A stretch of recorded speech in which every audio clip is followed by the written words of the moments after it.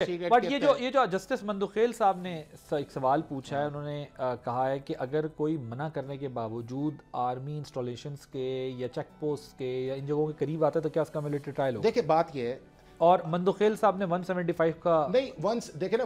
یہی ذکر نہیں کیا، 175 کا آج ذکر ہوا اور 175(3) کا جو ذکر ہے وہ اسی ججمنٹ کے اندر جو 23 اکتوبر والی امپیونڈ ہوئی ہے اس کے اندر یہ مانا گیا ہے کہ 175(3) سے بیونڈ اس ایمبیٹ کو ملٹری ٹرائل کو کیا جا سکتا ہے۔ اب دوسرا جو سوال یہ ہے کہ سیکشن 24 سے لے کے سیکشن 59 تک جو ہے 59 تک آپ کے ملٹری آفینسز جو ہیں وہ ڈیفائن کیے گئے ہیں۔ اگر کوئی شخص ان کو وائلیٹ کرتا ہے تو جو آفینس ہوگا اس کی وائلیشنز آئے گی نا، اور اسی کوانٹم سے آپ اس کو سزا دیں گے۔ اب اس کے اندر یہ ہے کہ جو مندوخیل صاحب کی ایک دو آبزرویشن جو آج آئی تھی وہ ساری کی ساری وہ ہیں یا اس ججمنٹ میں ان کو ایڈریس کر دیا گیا ہے جو امپیونڈ ہے،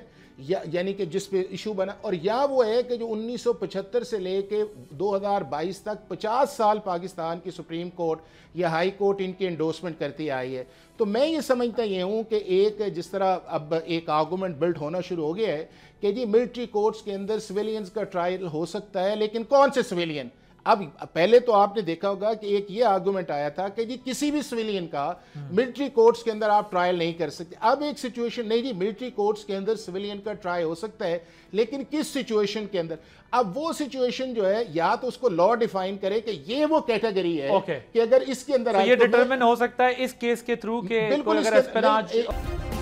سبسکرائب کریں اور بیل دبائیں تاکہ کوئی خبر رہ نہ جائے۔